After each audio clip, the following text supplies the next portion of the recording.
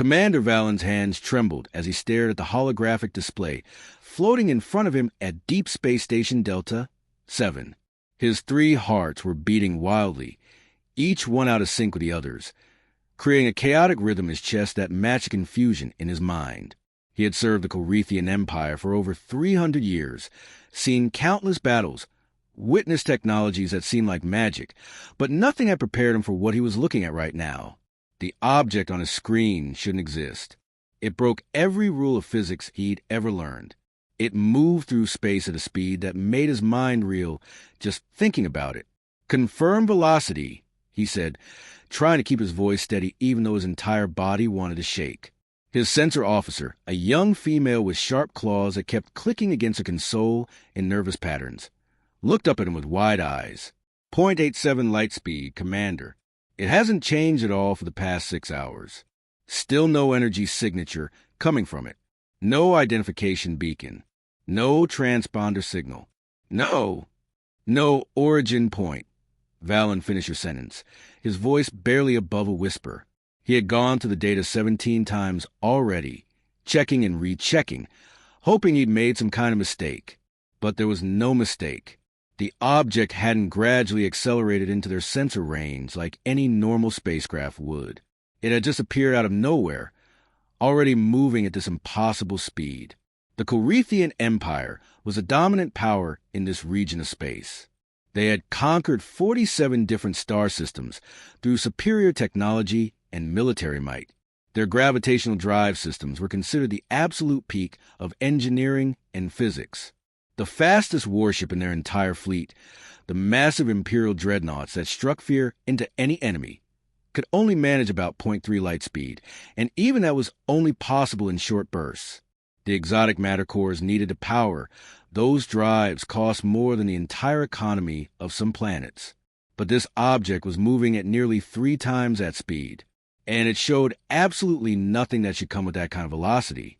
There was no heat bloom from friction or energy discharge, no gravitational distortion bending space around it, no subspace wake trailing behind it like every ship in the galaxy left when traveling at high speeds. There was simply nothing. It was as if the object didn't care about the laws of physics that governed everything else in the universe. "Try hailing it again," Valen ordered, though he already knew what would happen. The communications officer, his tendrils rippling with barely controlled anxiety, shook his head slowly. "Sir, it's the same as before. Our signals just disappear. They don't bounce back, they don't get absorbed, they just vanish completely. It's like space itself is eating our transmissions when they get within 100 kilometers of that thing. I've never seen anything like it in my entire career." Valen felt a cold dread settling into his stomach as he pulled up the trajectory projection. The computer calculated the object's path through their territory, and what he saw made his blood freeze in his veins. "Get me fleet command immediately," he said sharply. The object wasn't wandering aimlessly through space. It was heading straight toward the heart of the Empire. Its course was so precise, so perfect, that it seemed to be aimed like an arrow at their most important systems. At its current speed, maintaining its exact heading, it would reach Corethia Prime, the capital world where billions of Imperial citizens lived, in exactly 42 hours.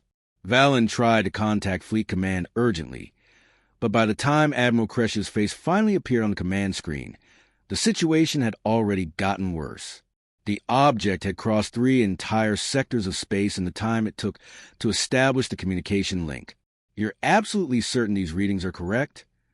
Admiral Kresh asked, his scaled face showing no emotion, but Valen had served under this commander for decades. He could see the tiny signs of tension around the Admiral's eyes, the slight tightness in his jaw. "Verified through every redundant system we have. Admiral, I've checked everything twice, 3 times, whatever this thing is." "Mobilize the 3rd Fleet immediately," Kresh interrupted, his voice taking on the hard edge of command. "Full battle deployment. Every ship we have in range. And Commander..." The Admiral leaned closer to his camera, his eyes boring into Valen's. "Pray to the ancestors that whoever built this thing is in a diplomatic mood and not looking for fight." The transmission ended abruptly, leaving Valen alone with his thoughts and the ominous display showing the object's relentless approach. He stared at the tracking screen, watching as a mysterious object continued its impossible journey through space. It seemed completely indifferent to the fact that it was heading straight toward the most powerful military empire in the known galaxy. It didn't slow down, didn't change course, didn't show any sign that it even noticed their presence.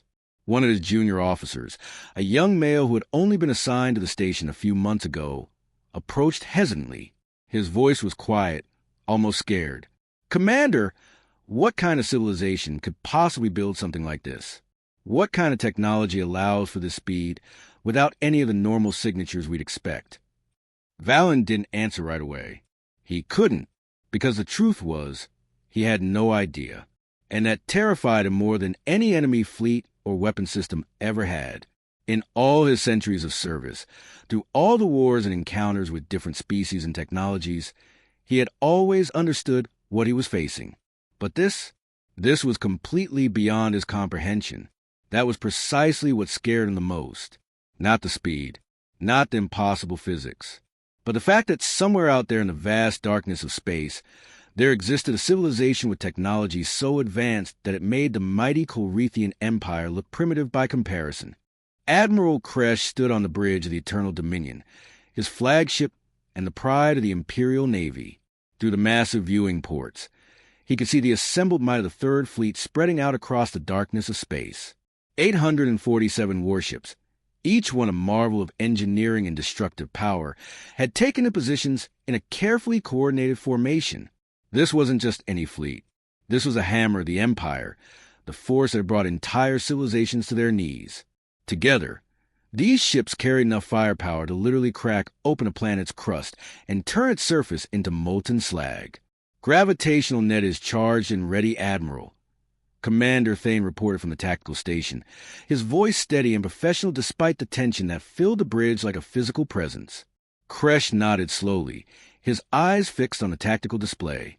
6 massive generators, each one containing the gravitational force equivalent to a small planet, had been positioned in a perfect hexagon pattern across 3 light hours of space.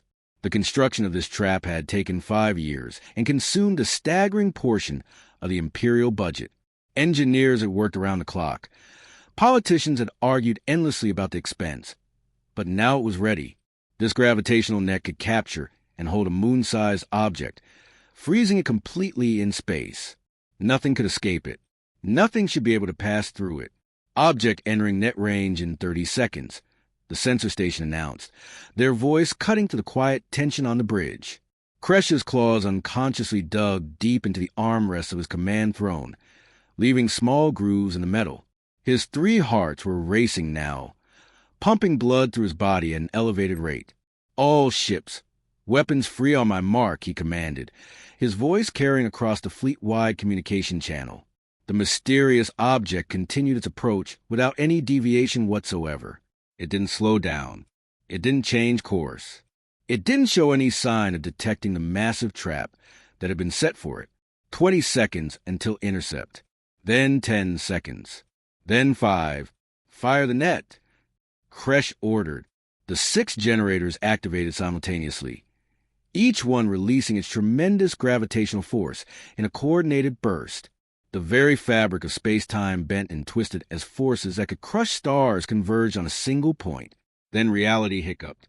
That was the only way Kresh could describe it later. For less than a heartbeat, for a fraction of a second, so small it was almost immeasurable, everything seemed to stutter.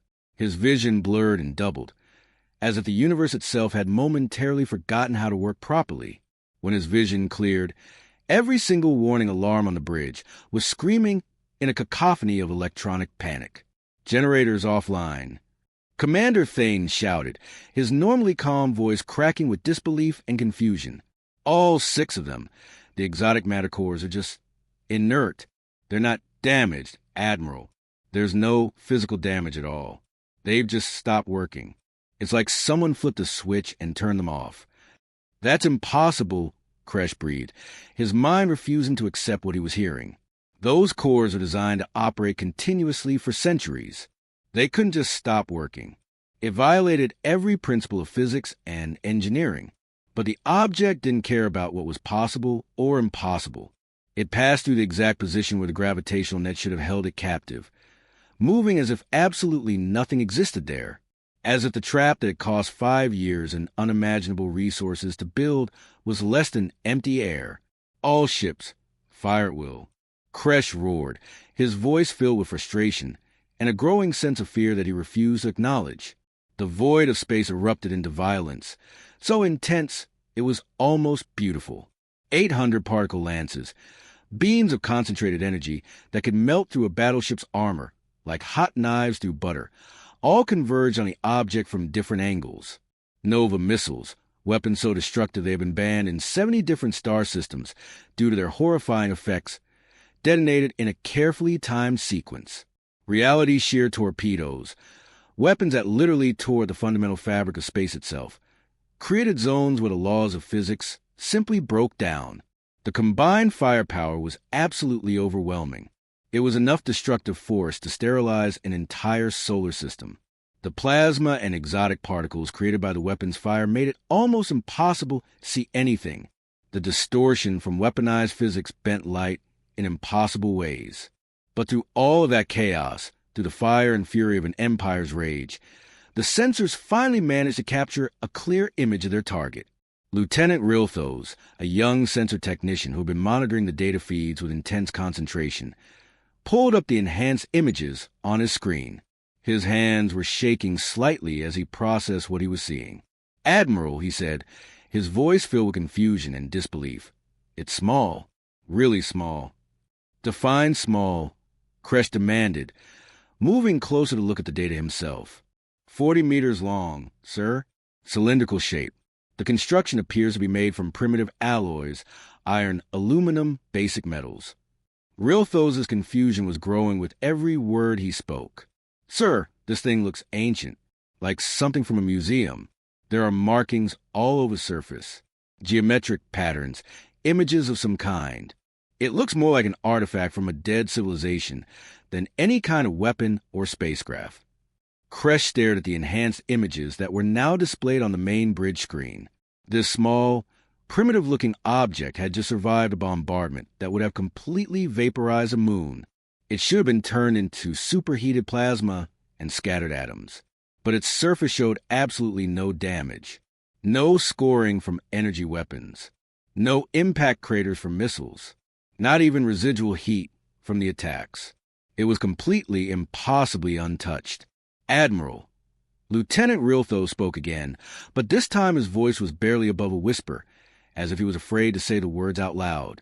"I've been analyzing the velocity data from the past few minutes. Sir, it's decelerating. The object is slowing down." Every single officer on the bridge turned to look at him. The background noise of computer systems and life support suddenly seemed deafeningly loud in the shocked silence. "Show me the data." "Now," Kresh ordered. The trajectory analysis appeared on the main tactical display, and Kresh felt all three of his hearts sink simultaneously, as if they had turned to lead in his chest. The deceleration rate was microscopic, barely detectable even with their most sensitive instruments, but it was mathematically perfect, too perfect to be natural. The computer highlighted the exact moment when the object had begun slowing down, and Kresh felt his blood turn to ice. The object had started decelerating exactly 0.0003 seconds before their first weapon had fired. Before their attack had even begun, it had already started to slow down. The mysterious object came to a complete and total stop in what the Empire called neutral space, hanging motionless in the void like it had all the time in the universe. What made Admiral Kresh's scales crawl with unease wasn't just that it stopped, but where it had stopped. The position was mathematically perfect, positioned at exactly the same distance from 3 major Imperial colonies, Turlin Valios and New Calrith. The precision was inhuman, calculated down to the meter. No pilot, no matter how skilled, could position a craft with such absolute accuracy. This had to be the work of computers far beyond anything the Empire possessed.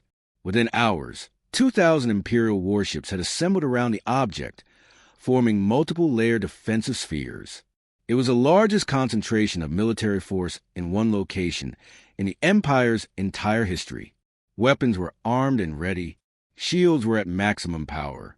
Every sensor was focused on that small, cylindrical object floating peacefully in the center of their formation. 6 long hours passed. The object did absolutely nothing. It didn't move. It didn't transmit signals. It didn't react to their presence in any way. It just hung there in space, silent and still, as if waiting for something. Then everything changed in an instant, simultaneously, across the entire breadth of the Corethian Empire, spanning dozens of star systems and countless light years of space. Every single computer system displayed the exact same message at the exact same moment, not transmitted through communication networks, not sent via quantum channels or subspace relays. The message simply appeared, manifesting on every screen as if it had always been there. Colonel Hayes from Imperial Intelligence was the first senior officer to report directly to the Empress.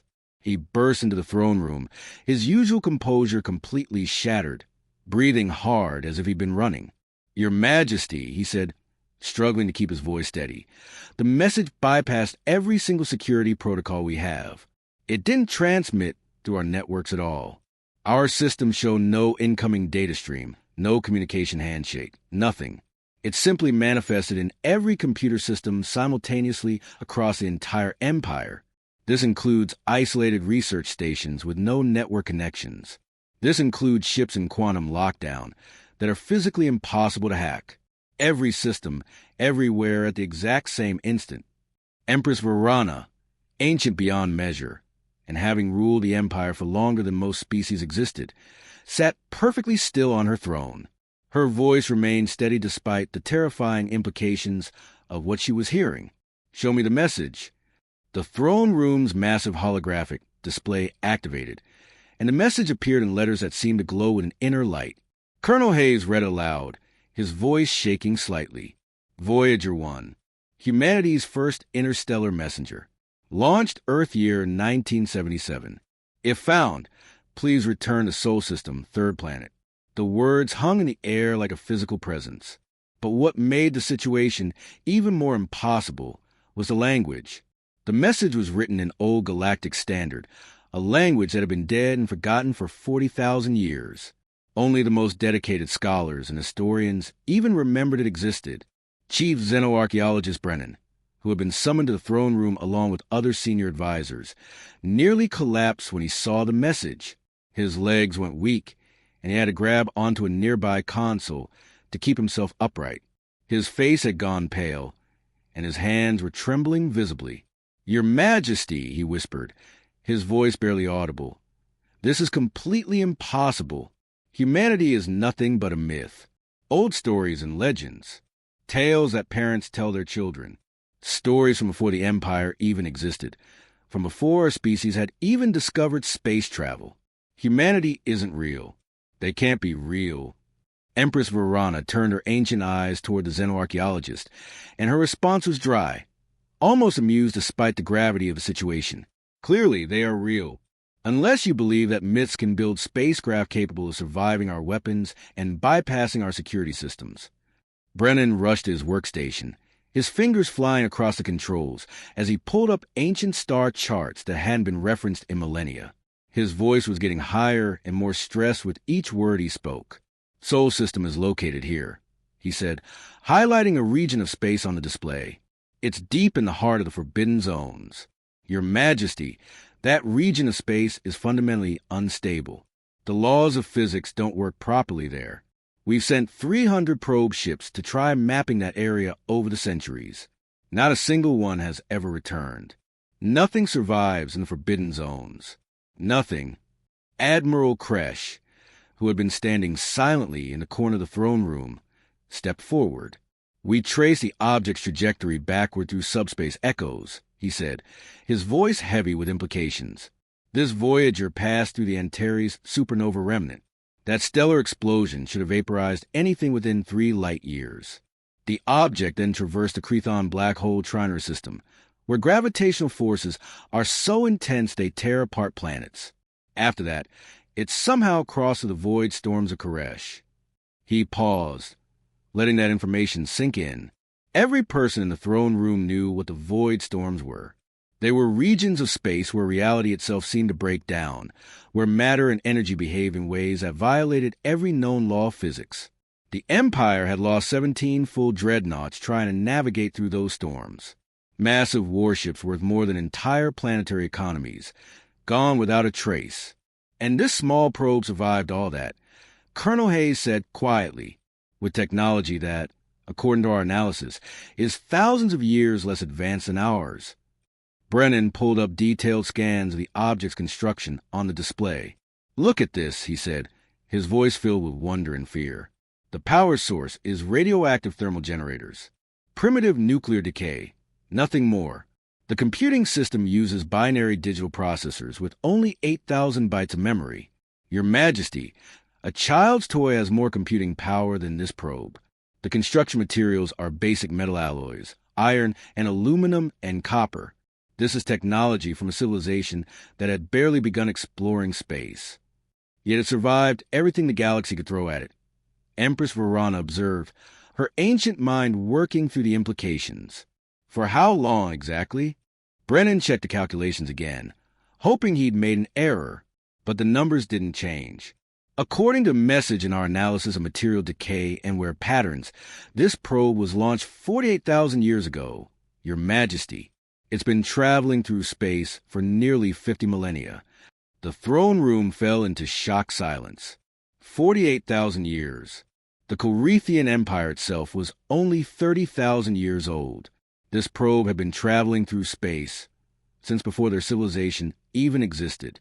The Imperial Senate chamber descended into absolute chaos within seconds of the emergency session being called. 4,000 representatives from 47 different conquered systems, each one speaking a different language and representing wildly different cultures, all began shouting at once. Their voices, amplified and translated by the chamber's sophisticated computer systems, created a wall of sound so overwhelming that Admiral Kresh felt his head beginning to throb with pain. The noise was physical, pressing against his eardrums like a living thing.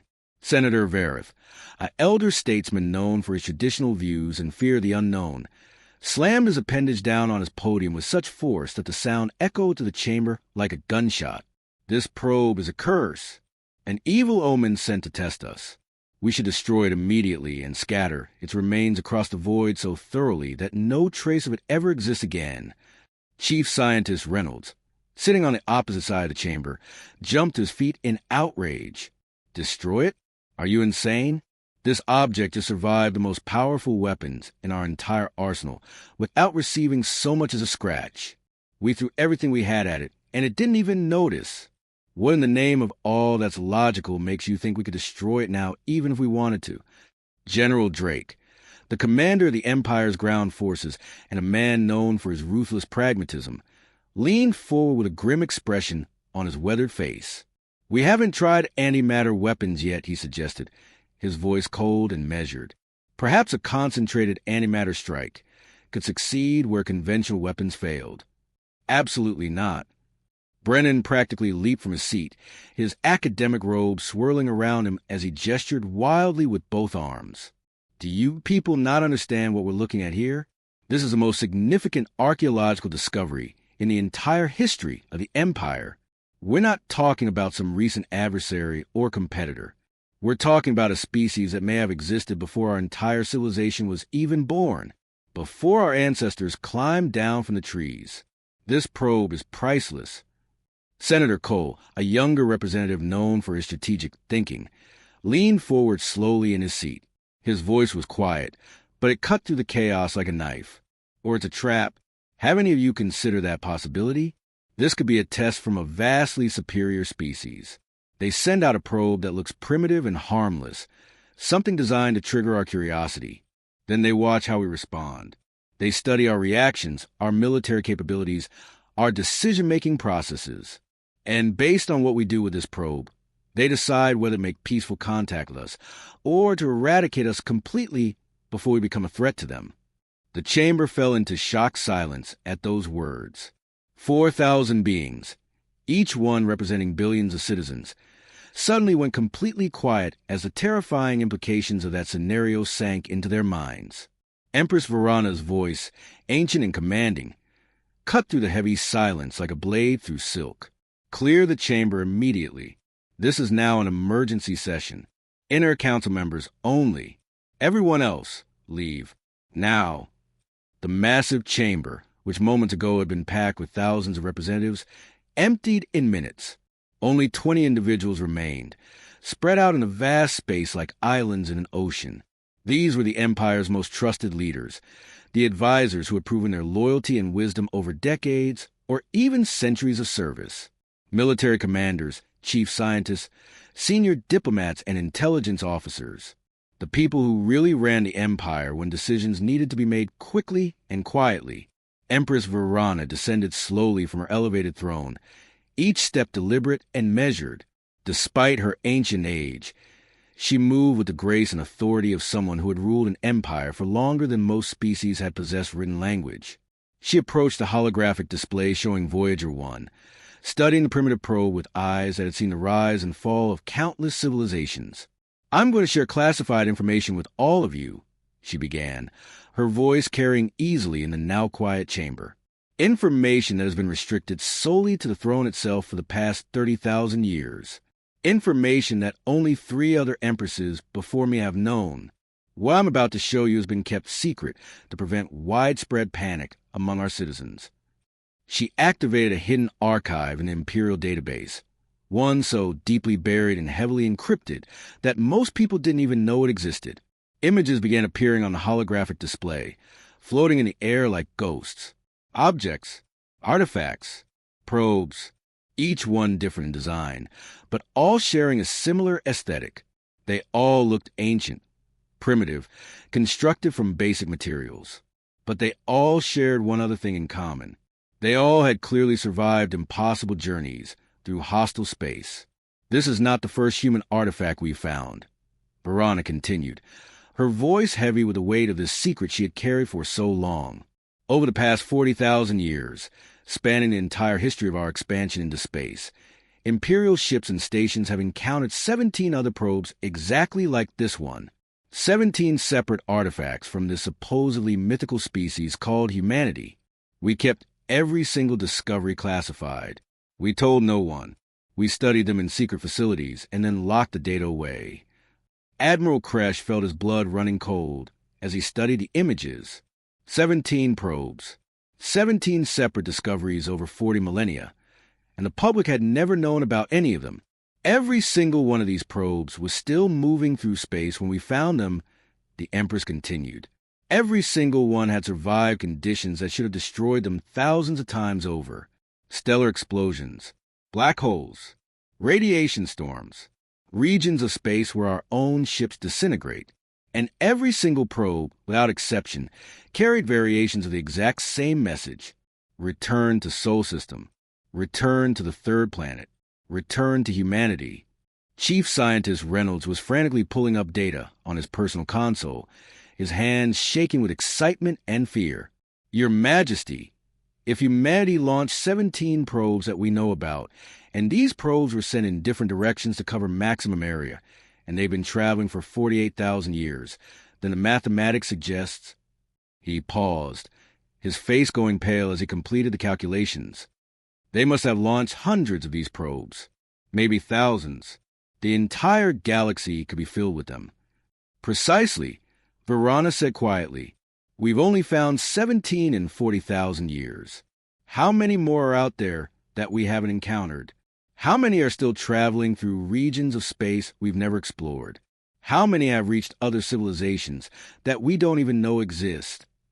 Senator Cole spoke up again, his strategic mind working through the implications. "Your Majesty, this changes everything. If humanity sent out thousands of these probes 48,000 years ago, when they were still using primitive technology, what was their purpose? Why invest that many resources into what appears to be a simple message in a bottle? That's the question that has haunted 3 empresses before me," Verana replied. 3 long months. That's how much time it took for the Eternal Dominion, the absolute fastest ship in the entire Imperial fleet, to reach the outer edge of the Forbidden Zone. The journey had been tense and silent, with every crew member knowing they were heading toward a region of space that swallowed 300 probe ships without a trace. Captain Mitchell stood on the bridge, his hands gripping the railing tightly, while Voyager sat secure in their cargo bay like some kind of ancient talisman. He stared at the sensor readings scrolling across his screens, and with each passing moment, his sense of dread grew heavier in his chest. "Sir, spatial integrity is fluctuating wildly," his science officer reported, her voice tight with professional concern barely masking genuine fear. "We're reading gravitational anomalies that make no sense according to standard physics. Subspace tiers are appearing and disappearing randomly. Radiation patterns that literally shouldn't exist in normal space. Sir, the readings are off every chart we have." Admiral Kresh sat in the command throne, his aged face calm despite the circumstances. He had insisted on leading this mission personally, refusing to send anyone else into danger he wouldn't face himself. "Proceed slowly and carefully," he ordered. "Monitor the probe status constantly. I want updates every 30 seconds. They crossed the boundary into the Forbidden Zone, and immediately everything went wrong. Every single system on the ship began screaming warnings simultaneously. The bridge was filled with alarm klaxons and flashing red lights. Power conduits throughout the vessel overloaded, sparking and smoking as they tried to handle energy flows that fluctuated wildly without reason. The navigation computer, one of the most advanced pieces of technology the Empire had ever created, crashed completely. Then it rebooted and crashed again. Reality itself seemed to be unstable around them, as if space couldn't quite decide which laws of physics it wanted to follow from one moment to the next. "Sir," the chief engineer's voice came over the intercom, high-pitched with panic that he couldn't quite control.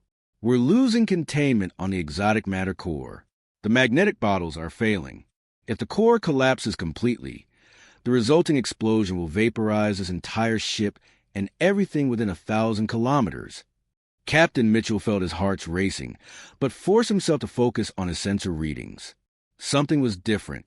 Something was changing. "Wait," he said sharply. "Everyone quiet for a moment. The fluctuations, they're decreasing.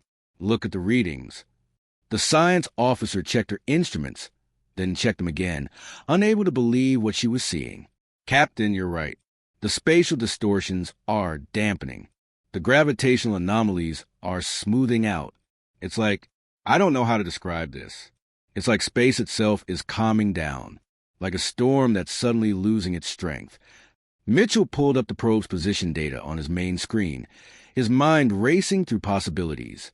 "Pull up a map of the effect radius. Show me where the stabilization is strongest."